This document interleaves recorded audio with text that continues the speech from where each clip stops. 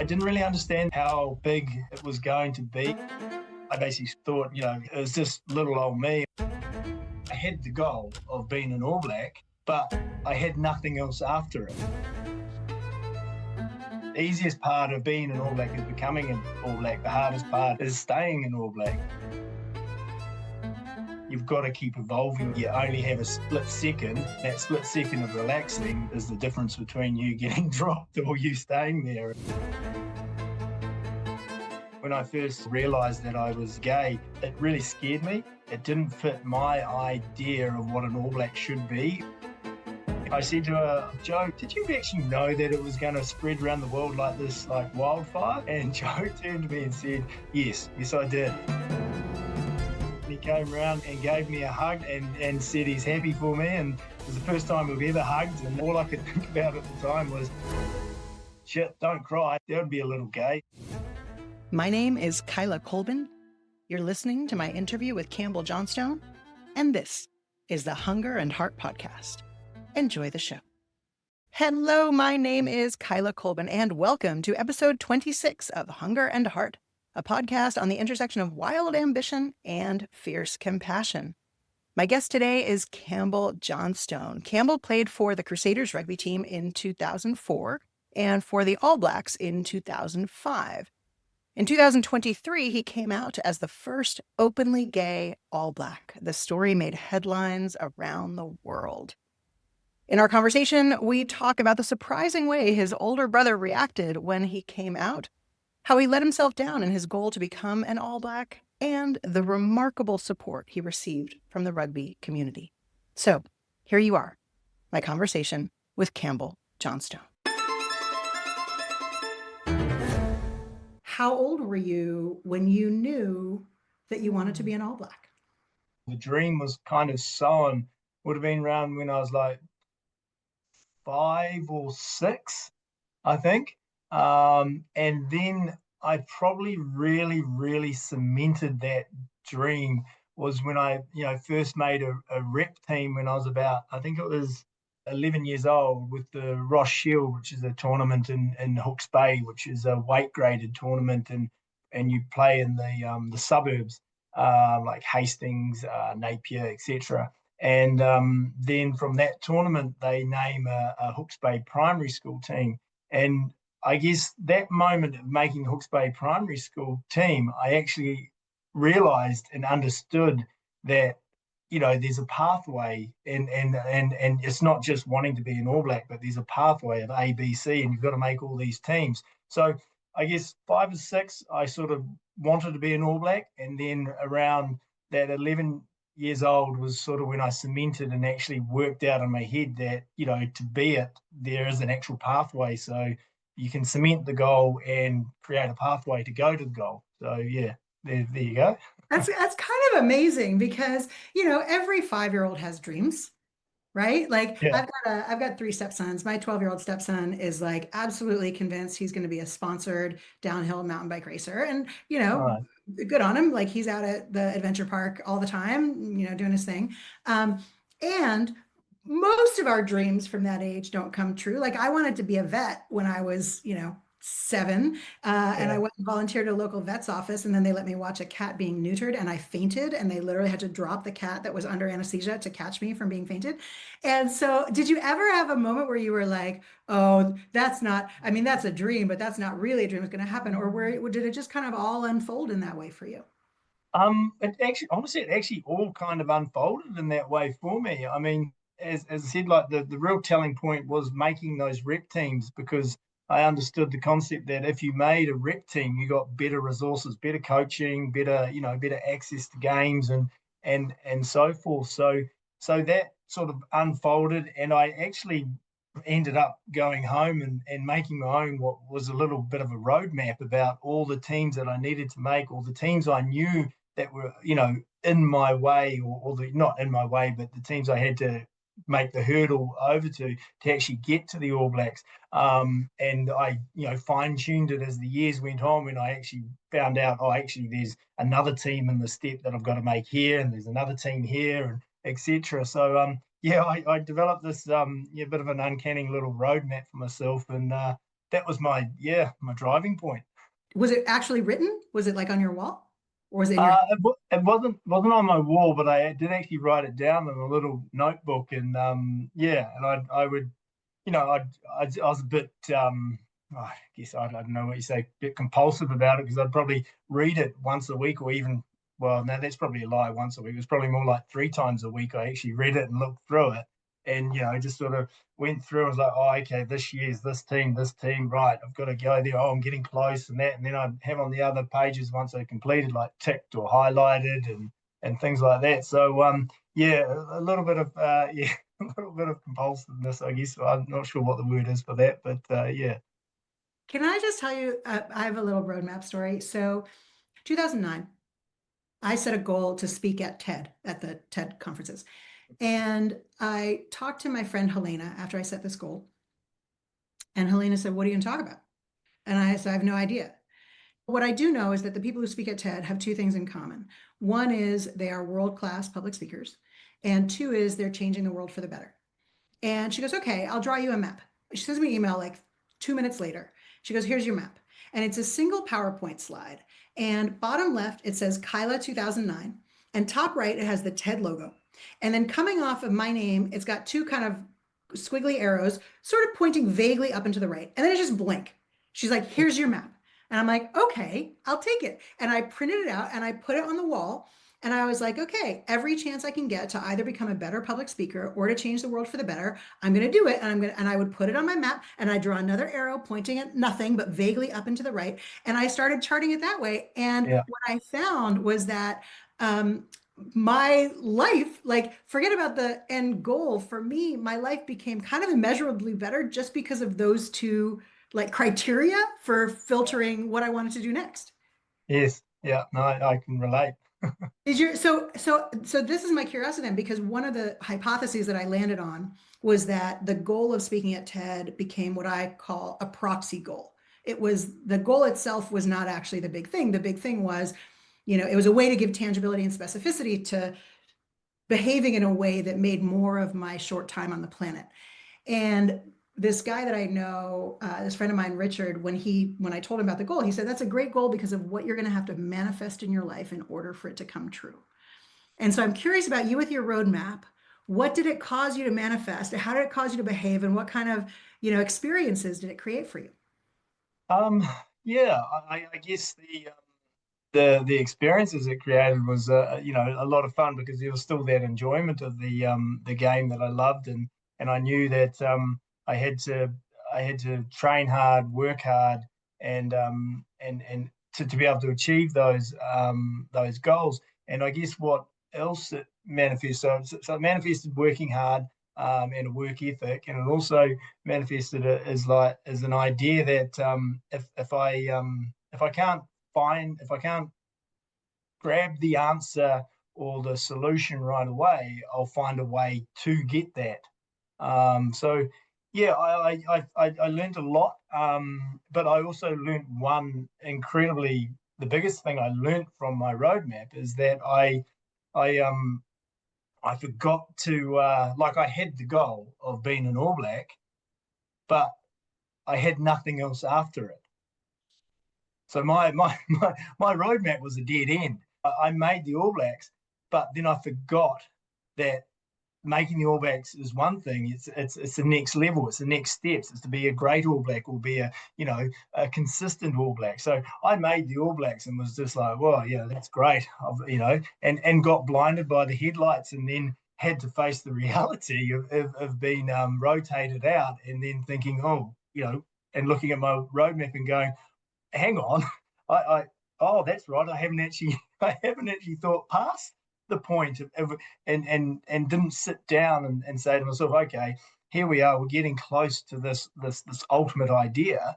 Now, what's the next steps after to make that even better? And that would be probably one of the biggest learning things I ever learned from the whole. I guess it was like 20 years of rugby building up to it. But yeah, so I've managed to maintain that whole concept, and realize now that you've got to keep evolving your goals, and you've got to keep learning, and you've got to keep progressing, and it's a living document. That is such an incredible story. And I feel like so many people listening would be like, you made the All Blacks. Like, what more do you want almost? And what I'm hearing you say is like, it's similar to in martial arts, how they talk about when you get your black belt, that is now you're a beginner. That's the beginning of your journey, not the end of your journey. And did they give you any kind of training, coaching, guidance? Did your peers, did the veterans give you any training, coaching, guidance to go, you made it through the door, you've put the jersey on once, twice, a few times. Now you got to keep getting better from here? Or were you kind of on your own until you got rotated out and went, what happened? No, they did. They definitely gave the guidance and that, and there's the whole ethos behind the All Blacks about not just turning up, actually creating a legacy and doing the bit to maintain. The easiest part of being an All Black is becoming an All Black. The hardest part is staying an All Black. I think the horse had sort of bolted by then as I'd missed the boat, and maybe if I'd realised that earlier on. It would have been beneficial, but it definitely was a bit of a rude awakening for myself, and a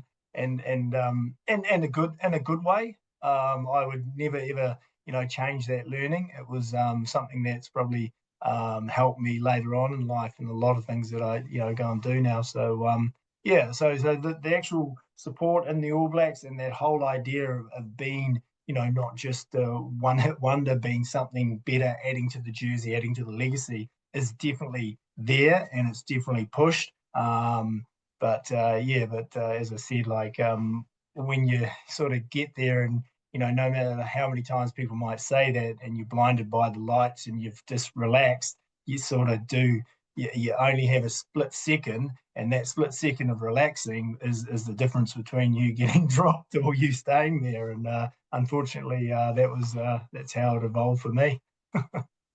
Campbell, this is such a powerful insight. And it really, so I will say this, I am not a great goal setter. Like I'm not a smart goals, like by this date, I'm gonna achieve X thing, whatever. I'm a dreamer. I'm definitely a dreamer. But what I'm hearing you say is something that has come through consistently from so many different angles in my work, which is that we're never done. And this is whether we're talking about the goal of being an All Black or whether we're talking about, what we can accomplish in my kind of work in like leadership development, whether we're talking about, I often talk about relationships, that our relationships are like plants and you don't get to be like, well, I've watered the plant for 20 years, so I don't have to water it anymore. Like you have to water it for fucking ever. And this idea that like, we always have to be awake to what's in front of us to now, because as soon as we think we're done, that's when everything just slips by us. Yeah, exactly. I mean, I think you sum it up very well. You just got to keep watering the plant, and you said that's in relationships, but I actually think it's in everything we do in this in our lives. Is that you've just got to keep on, as you said, watering, keep on growing, keep on attempting to learn, keep on being open to new experiences and new ideas. Like the minute we start closing off that whole mindset is the minute that you actually start going backwards, I believe. Mhm.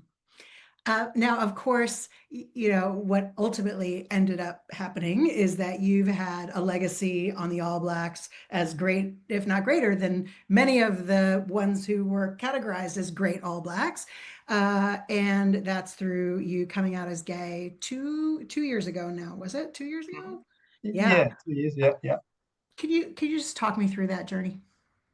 Um, yeah. Well, I guess the journey itself is probably in a couple of phases. Is that I as a kid when I first found out that or discovered or realized that I was gay, it really scared me, and it scared me in the whole idea that it didn't fit my idea of what an All Black should be, or a rugby player. So I actually thought that the whole idea of me being gay would actually derail my goal, and so I took a long, long time to understand it and to become, I guess, comfortable with myself.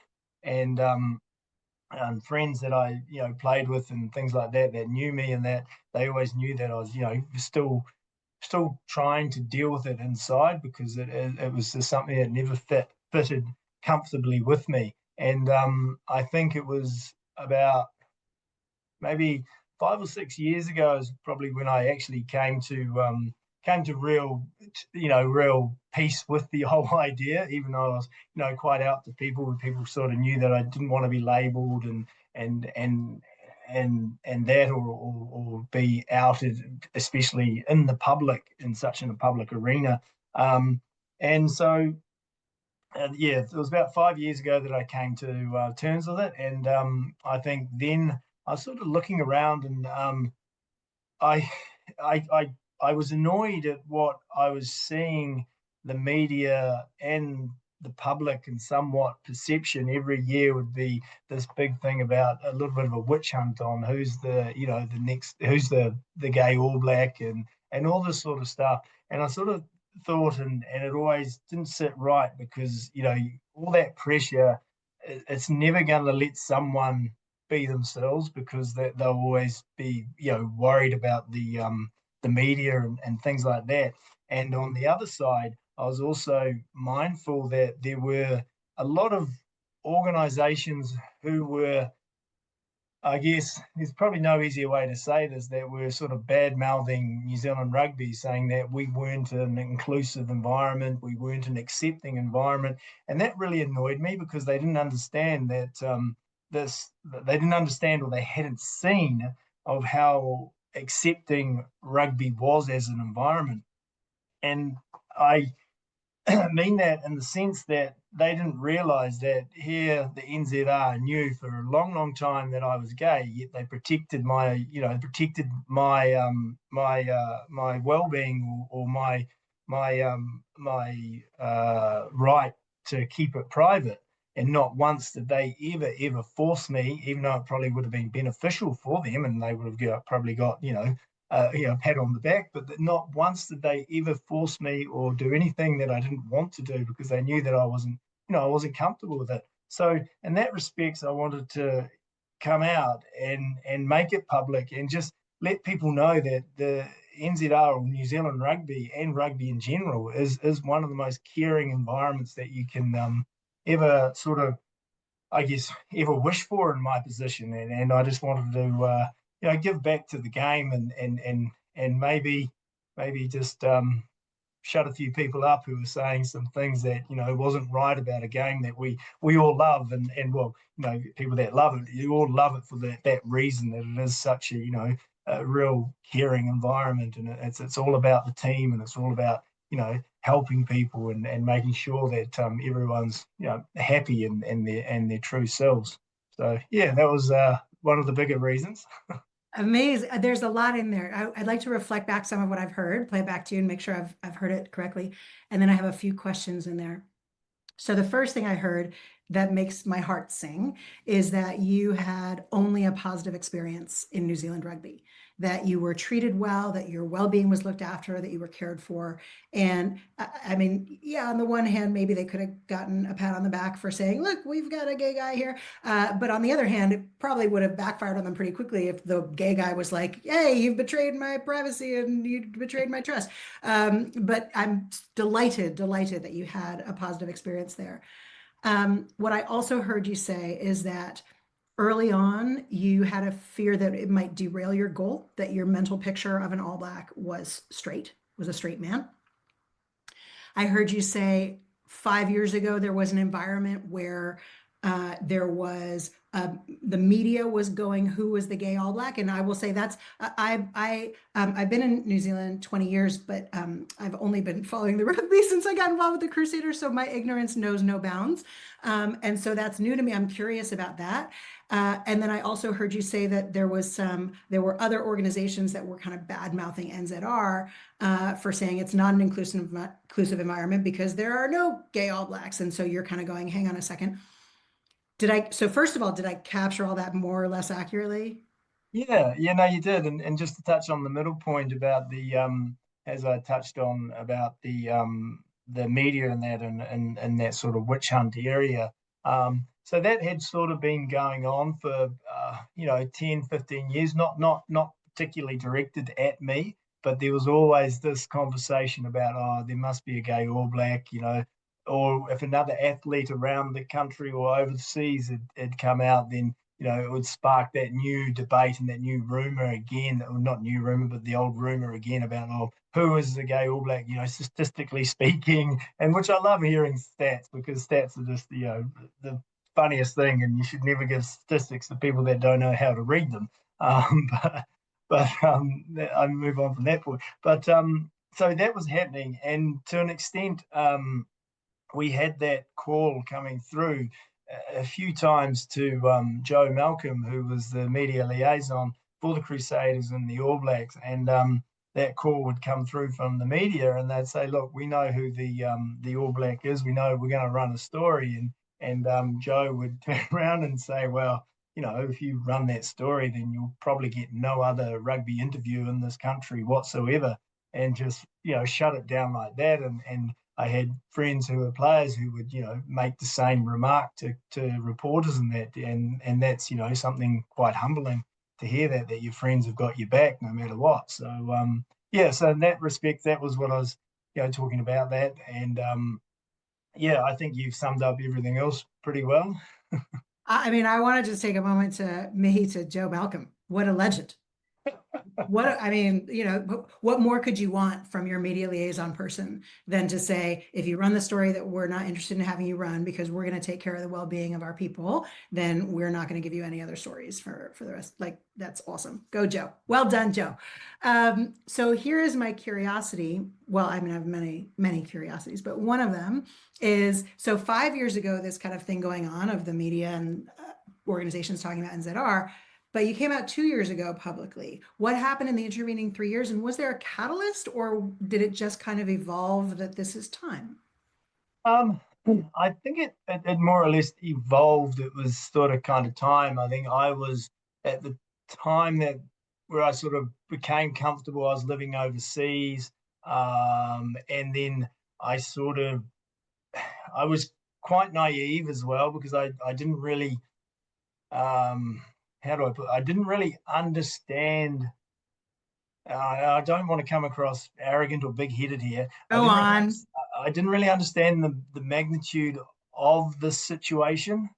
I didn't understand or grasp the whole idea of how potentially big it was going to be and how much it was going to affect, or positively affect rugby, because I was I basically thought, it was just little old me. I'm just, only played a few games here and there.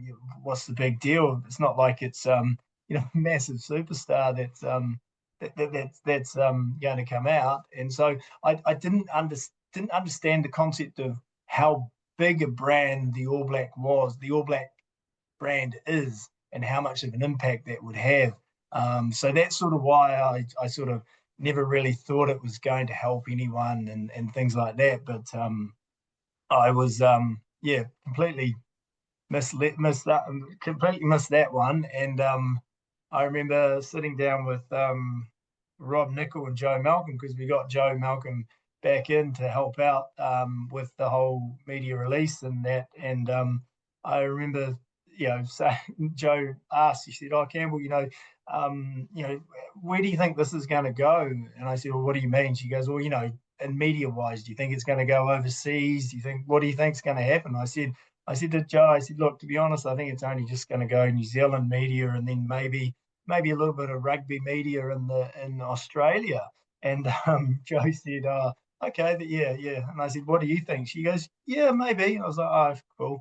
And then the next day and that night, after we did the interview, when it dropped, we had this whole plethora of media outlets just coming for us to do the interview. The BBC, the CNN. It was all through the US, Europe. It went right up into Scandinavia, through Asia, everything like that. And again, I remember after Joe was just going through all the media requests, and she said, I said to her, I go, Joe, did you actually know that it was going to spread around the world like this, like wildfire?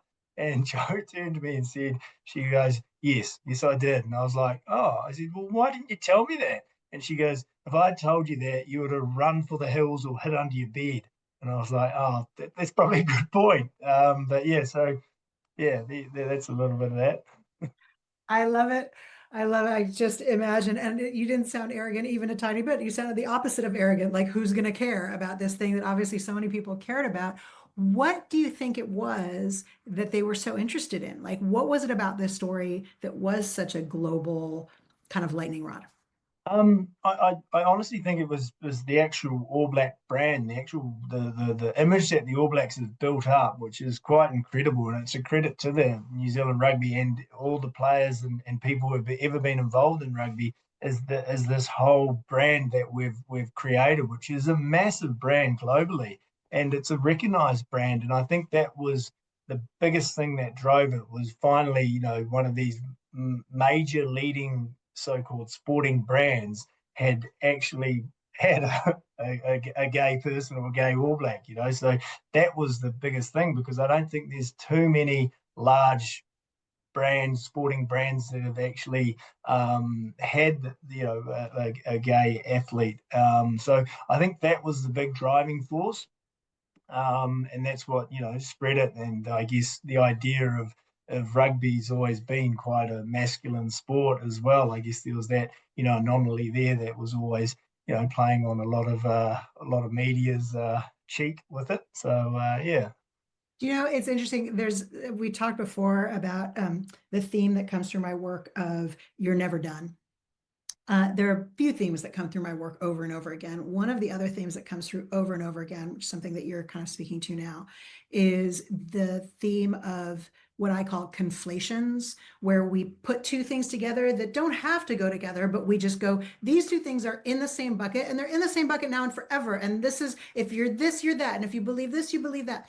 And so when I hear you talk about this about the All Blacks, there's a conflation there, I think, for a lot of people that All Blacks equals manly men equals straight men. And that these things all go together kind of, intrinsically. And I heard you say that, your vision of what it meant to be an All Black was that you were this masculine, manly man that therefore was also straight. Yeah. Is that fair to say, that kind of conflation? Like, is that something you've experienced?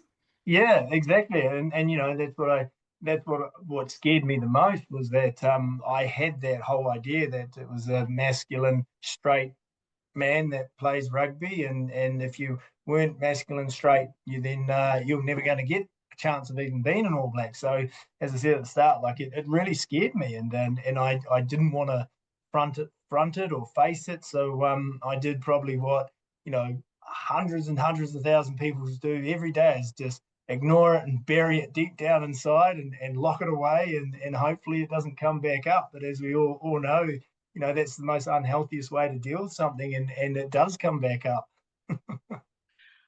Okay, so much to dig into here. On that topic of conflations, all Black, manly, masculine men equals straight. I will just say the interview the coming out interview that you did with Hillary Berry. At the end of that interview, it goes back to studio where Hillary and Jeremy Wells are chatting with each other, and Jeremy said, "It's great that he's a prop as well." On that topic of like, we're gonna basically take the All Blacks, which is like our mental picture is like the manliest, toughest mental picture we can have. And we're going to take the manliest, toughest mental picture position within that. Like you're like the fire of 1,000 suns for our mental picture of what it means to be like this, manly, masculine, equal straight dude. And that you're challenging it right at the heart of that association that so many people carry, I think was incredibly profound for people.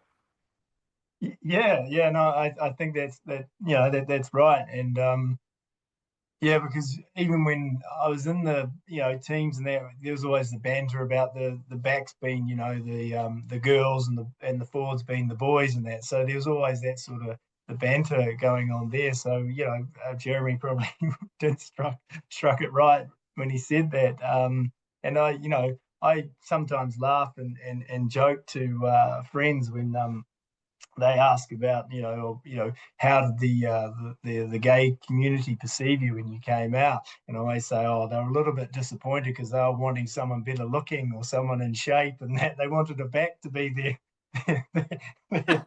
person and that. But yeah, so there's always that laughter behind it all, which is great.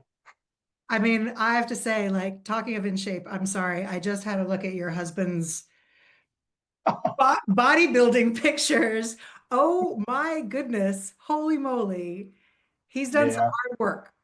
Oh, he's done a lot of hard work. That was I think it was 8 or 9 months of just sheer diet and training and just discipline. And I must admit, I I kind of, because he's not really a sweet tooth as in the food wise, so I didn't think that would be a hard thing, not having any sweets or treats. But what he is he's quite sociable and he likes to go out and he likes to have a glass of wine. So when that all got cut, that was the hardest thing for him, was not being able to go out and well, he still was able to go out, but not being able to socialize and have a drink. So yeah, I was immensely proud of what he achieved. It was incredible, and I was just, yeah, astounded by the shape that he had got into. It was just phenomenal.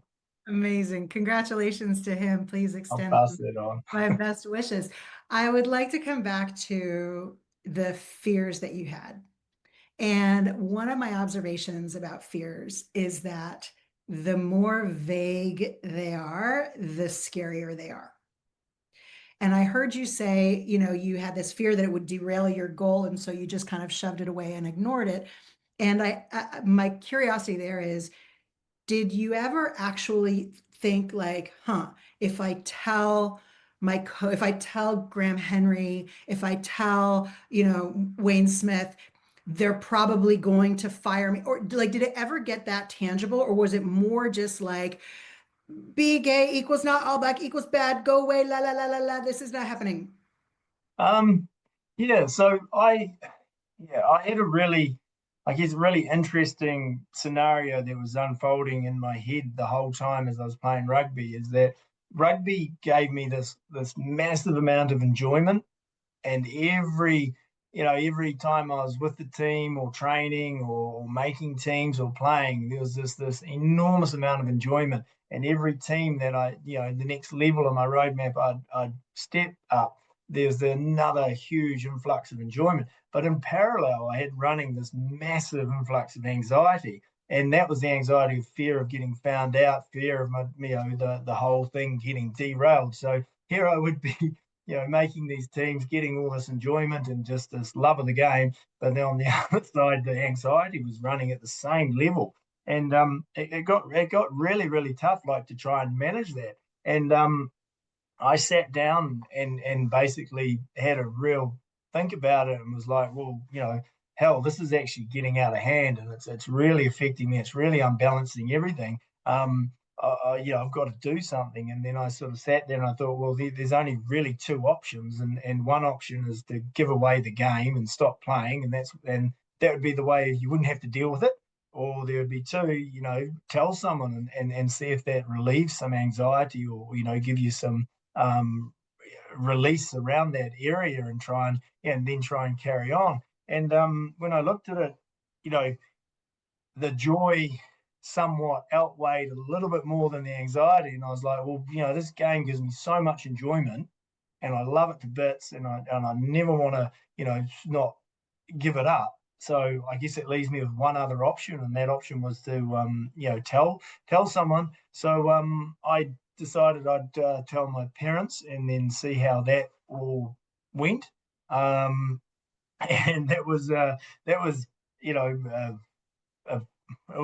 was tough at the time, but once I told them and they had basically said, yeah, no problem, we still love you for who you are, and things like that, it was suddenly like, oh, wow, that's actually not so bad. I've just been building things up in my head too much and things like that. So that was the sort of balance I had going on in my life, and that's why I needed to relieve some of the anxiety so I could actually keep moving forward. And that was the point of telling my my parents, and I think I told my brother and one of my brothers and one of my sisters as well. So yeah. How many brothers and sisters do you have? So I got two brothers and one sister. Gotcha. So Yeah. we know which one's the favorite brother now? But We know which one's the favorite brother now? no, you probably wouldn't. I love them both equally, but the reason why I left my oldest brother out was because I looked up to him. I was, in awe of my oldest brother because he did everything first, and like he actually helped me create my roadmap because I'd see him make rugby teams and see him make rep teams. So he was like, anyway, I idolized him. So he was the hardest person I felt I was going to have to tell, and so I was procrastinating that and delaying it and not wanting to. And my mother stepped in and she said, "Oh, you've got to tell your oldest brother, and close the family loop." And I was like, oh. And so the night I actually invited him and his wife around for dinner and sat down, and then we were talking, and then I just sort of dropped it in the middle of the conversation, like sort of like, "Oh, you know what, I'm gay," and he jumped up out of the chair, and I jumped up, and I thought, "Oh hell, it's on. We're going to have a right raw, punch up here." And he came around and gave me a hug and said he's happy for me, and it was the first time we've ever hugged, and probably the only time I need a hug, and that was awesome. And all I could think about at the time was, shit, don't cry. That would be a little gay. So, so, so yeah. So that was the reason why he was why he was told last, was because just that whole idea of my big brother and idolizing and looking up to him. Mm. You got me crying now. What a beautiful story. I love your brothers and your mom and your sister. How, like, this is the reaction that you hope everybody gets when they Yeah. share something that is so deep and profound in them. When we share ourselves to people, the only reaction we want is, I love you for who you are, and how beautiful that that was your experience. Yeah, that's right. And I guess, there's definitely, I've heard different stories of people out there who haven't had that same response, and it's really sad.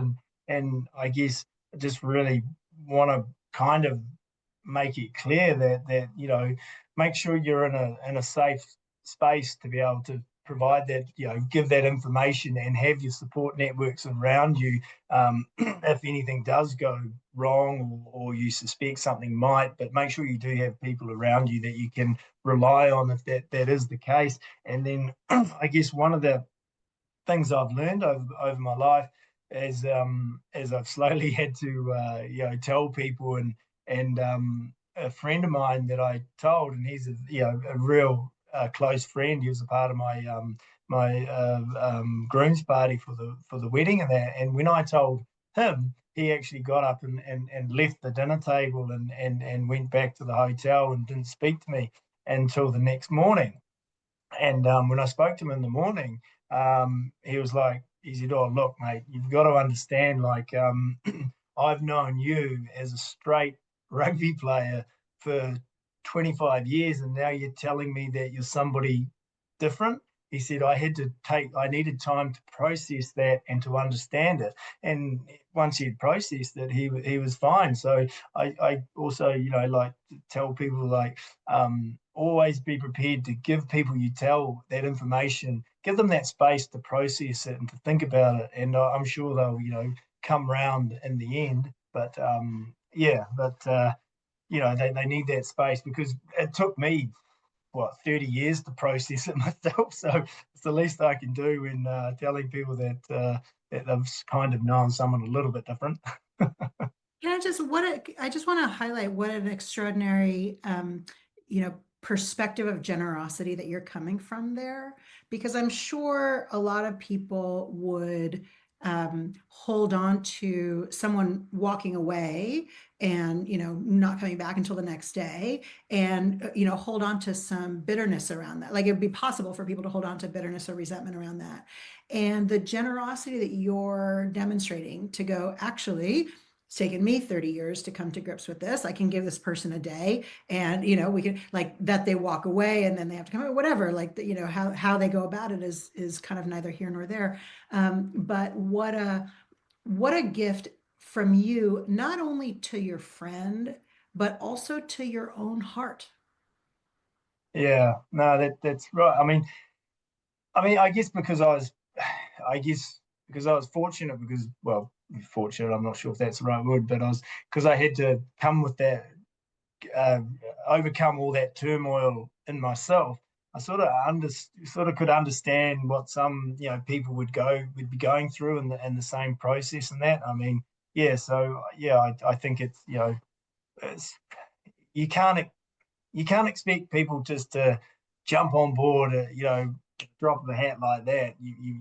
People take time. People need to process things. I want to dig into what's at the heart of this podcast.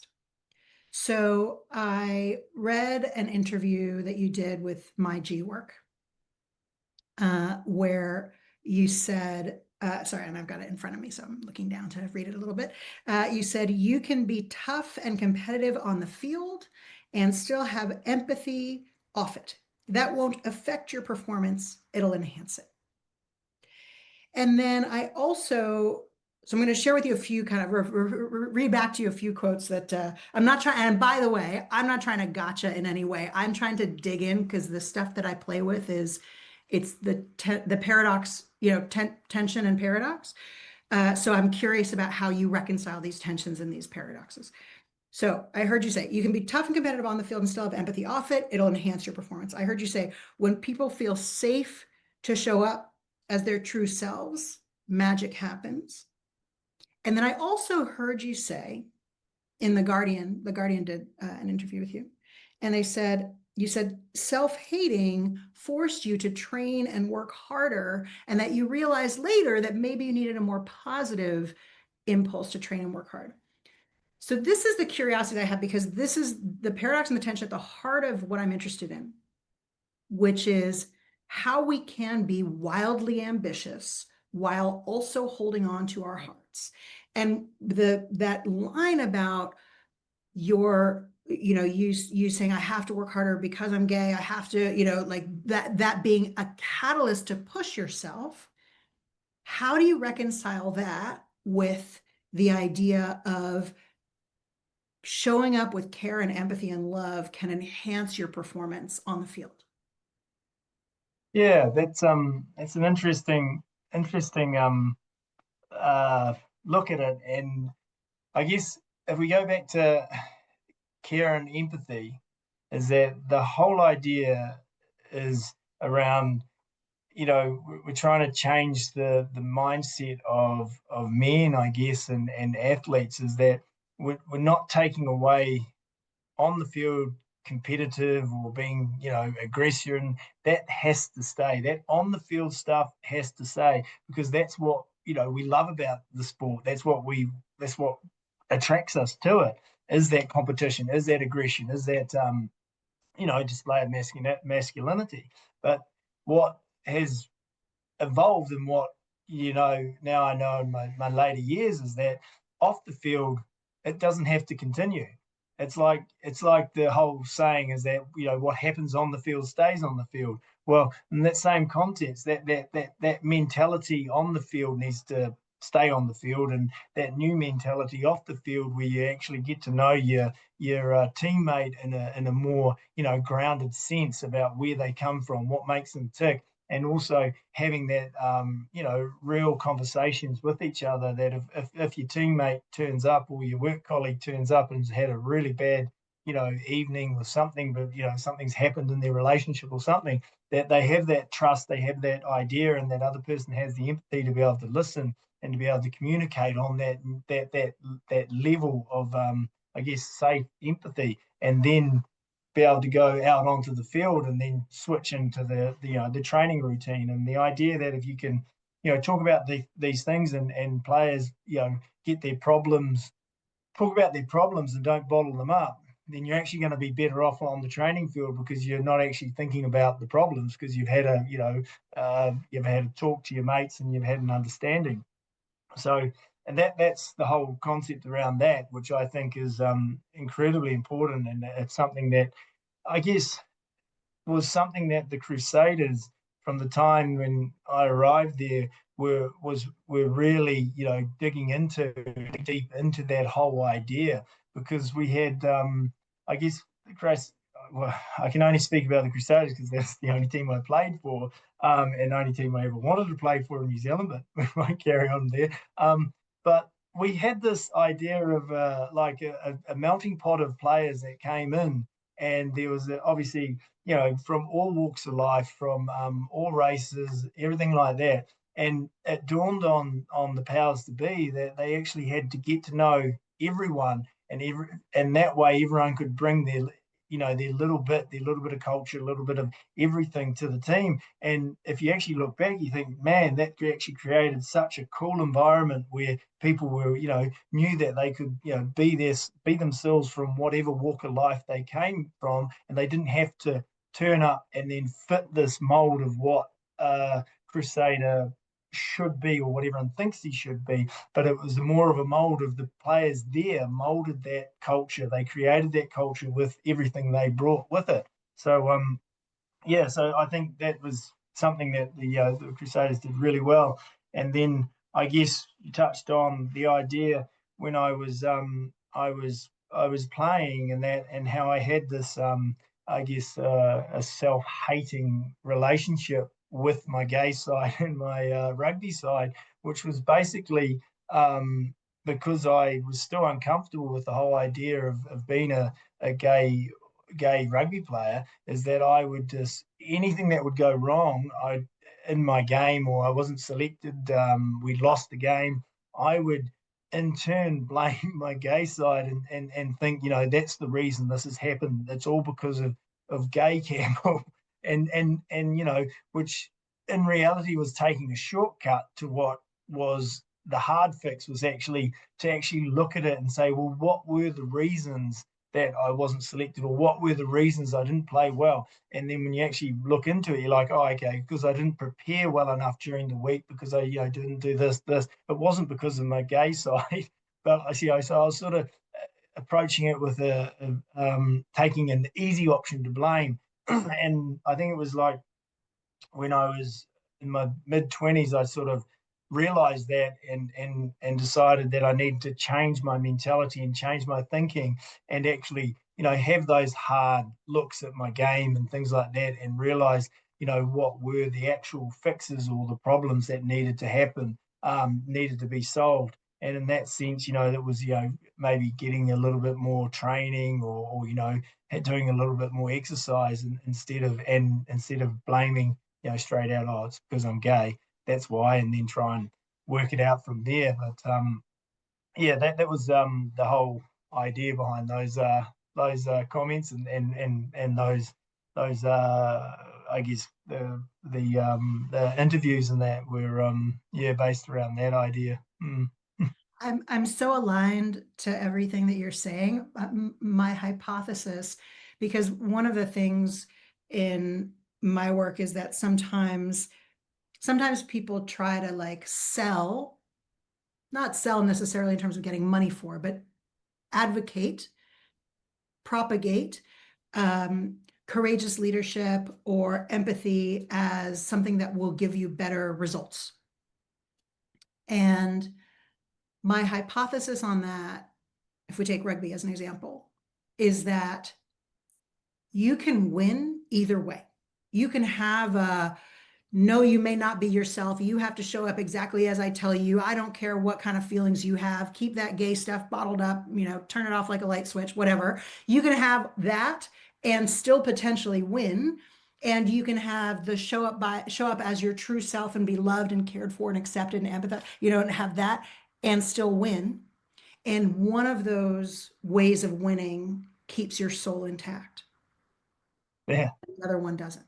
Yeah, no, that's very true. And I think also, just expanding on that idea, is that if you had, in a rugby sense, if you had one team that did it with the empathy and the respect and the culture, and then you had another team that did it with just the sheer I guess masculinity, or just sheer discipline, and you asked, and they both won tournaments, and you asked the players, how they felt. I guarantee that the players that didn't have any of the empathy or any of the off the field, culture, would say, well, yeah, we won, but we don't really want to play for this team again next year. And it can I sort of only think that sort of style, and I guess it's called a bullying style.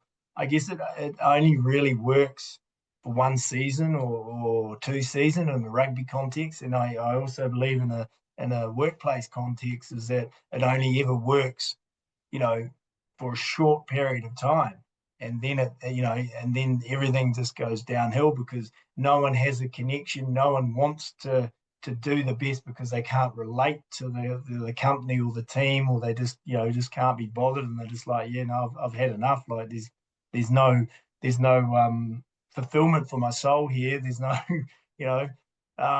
So yes, I think you did right. Mm.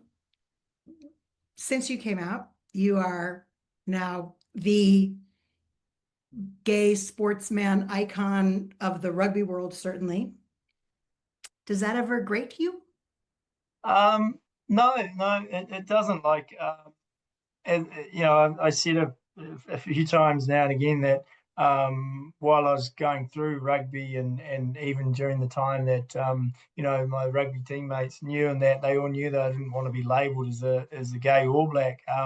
And I guess before the interview and coming out, I sort of thought that maybe the label wouldn't stick, but I'm now actually very comfortable with it. I mean, the headlines say "gay All Black," and I'm exceptionally comfortable with that, and willing to stand there and just help people and show people that there is a light, and at the end of the tunnel, and you don't need to give away the sport you love because you don't fit the mold. And I guess that was one of the real humbling things of my coming out, was all these stories that I got from people around the world who said that they'd given away the game or the sport or the vocation that they loved because they didn't fit that mold. And my story was now giving them courage to either pick it back up as a participant or as a spectator. So it was really, really, really humbling to hear those stories, and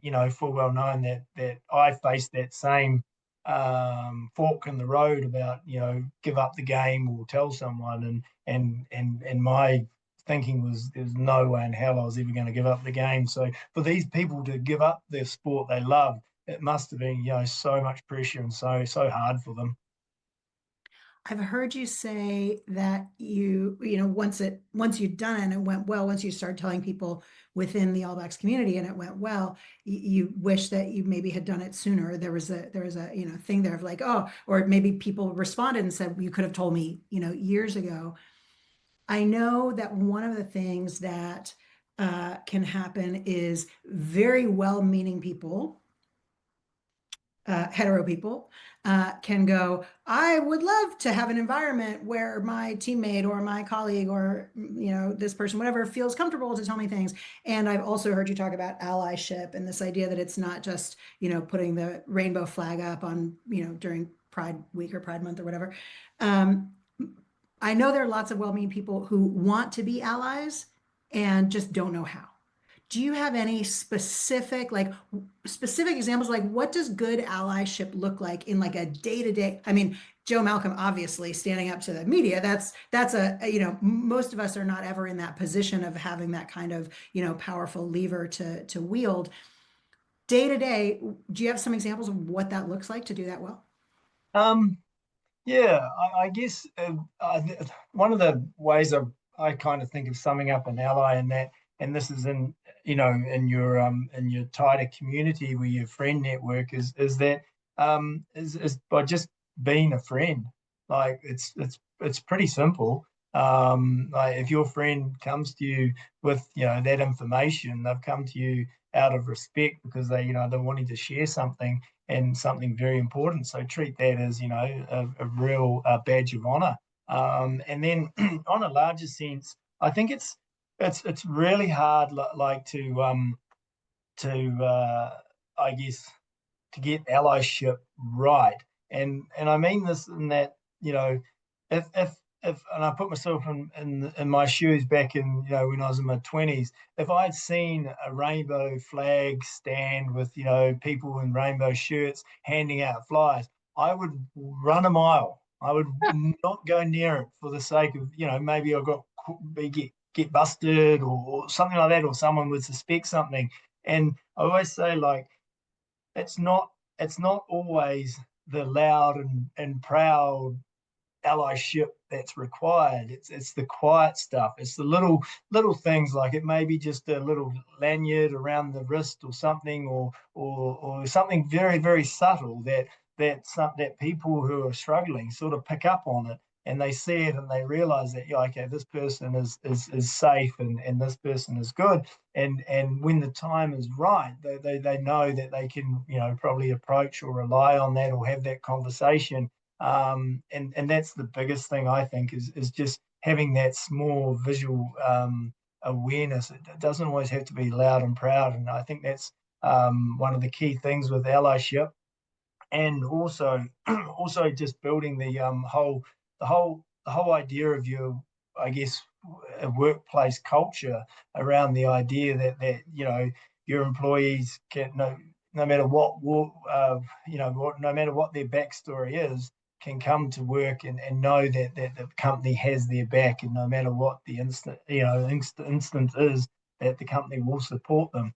And that's just by, and I think that's by management getting to know people on not just a work level, just, having those a little bit deeper conversations, because I know that helped in rugby, as the coaches, some of the best coaches I had weren't just concerned about your rugby. They were concerned about, what was going on in your life, not in a nosy way, but more just of an interest, just to break down that next level. So there was this sort of two-tiered relationship where there was the rugby, and they actually cared about your life and what you're up to, and that in turn makes you wanting to drive and strive to work hard for them and for the team.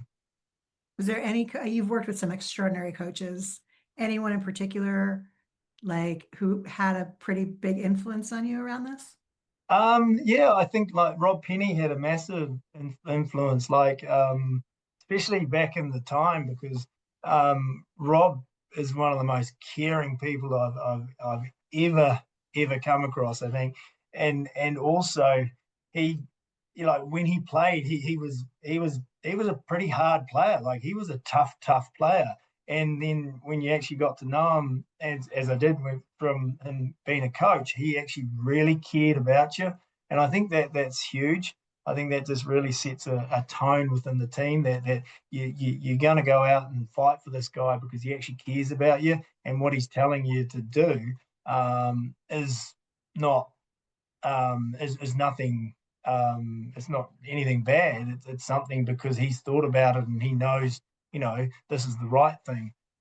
So yeah, Rob Penny was, and also, I've had a few other coaches there. Rob Deans was an incredible coach as well. Just the way he was able to, create a culture in the team, and get a team to theme around an idea of a common goal and a common interest, which was really cool. So yeah, no, I've been, there's just so many coaches that to name that I've just been, really lucky to be involved with, and they've all been, and to be honest, all the coaches they've had that underlining idea of caring about the player, not just about the game. It's about the player and the individual, and wanting them to be, what was said, better people make better rugby players. Can I just say, I grew up in New York City. I didn't know from rugby when I when I got to this country. Like, like I said, hard to overstate my level of ignorance. And it has been such a delight for me to get to know some of these people. Like, I had Rob Penny on the podcast a couple weeks ago, And I mean, you look at Rob Penny from the outside and like craggy is the only adjective you can use, right? Like that. I mean, that's just, he's just like, and then I had this conversation, I had one conversation with him, you worked with him, and that care that he's got, that heart that he's got came through just like so unmistakably.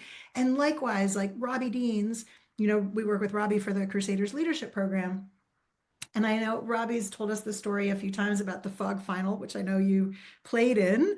Yeah. And the way that Robbie tells it is there's, Hamish Riach is coming and going, we've got to cancel the final. And Robbie's like, absolutely not. The players are ready. They can do this. And what I've heard him say on numerous occasions is your dream as a coach is that the players take command of their own destiny. And like, how beautiful is this, that this is Yeah. what our coaches, and I find, Graham Henry, I know you had the privilege of being coached by Graham Henry as well.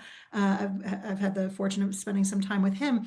Again, I'd look at him from afar and be like, what a grumpy old bastard that guy looks like. And then I go talk to him and he's just like the sweetest teddy bear. And again, to me, all of this comes back to conflations, this idea that like we have this mental picture of what things are like. And one of the things that's been so beautiful for me about getting to know folks in the rugby space is what a, from the outside, it just looks like this, especially for props, right? But like, oh, we're just going to smack into each other.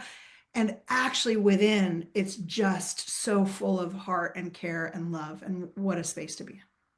Yeah, no, you did right there, and that was, if we go back right to the beginning when we started the conversation about, the reasons to come out, and one was, to put silence to some people that were, saying things that I found hurtful about our game, and they didn't even know our game, and that's the hard thing is when people say things and they don't know, and just the sheer love in our game is incredible, and I think it's just sometimes not said enough, because we obviously want to protect the strong and the aggression, but I tell you, it's a special place.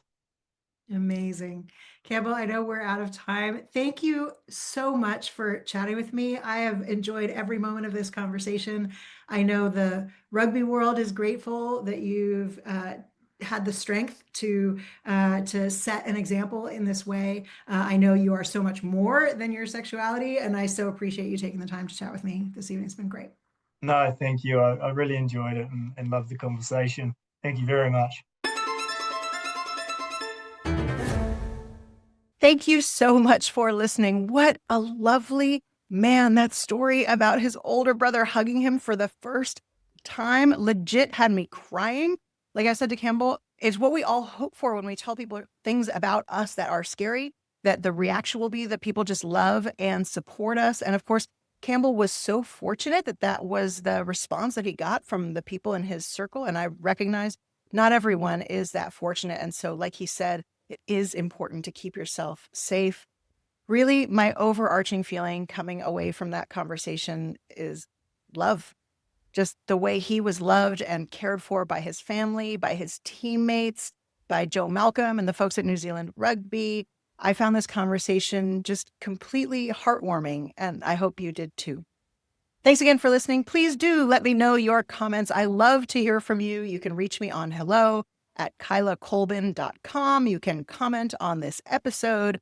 You can connect with me on LinkedIn. And of course, please do like, share, all the good things that help the algorithm know that you appreciate this mahi. Thank you so much, and see you next week. Hunger and Heart is brought to you by the Crusaders Leadership Programme. Whether you're coaching under fives or a professional team, we all want the same thing: to build a culture of trust, to get the best out of your people, and to grow players into leaders. The Crusaders Leadership Program lets you get up close and personal with some of the greatest rugby legends of all time. People like Sir Wayne Smith, Sam Whitelock, Kieran Read. You'll connect with a global group of ambitious, caring coaches from a range of codes and backgrounds. And most importantly, you'll gain skills and techniques to drive impact and outcomes for your team. The Crusaders Leadership Program is a 2-week, high-intensity virtual experience. It is delivered exclusively online, accessible from anywhere. Hunger and Heart listeners get 10% off the full price of the program. Use the code HUNGER at checkout.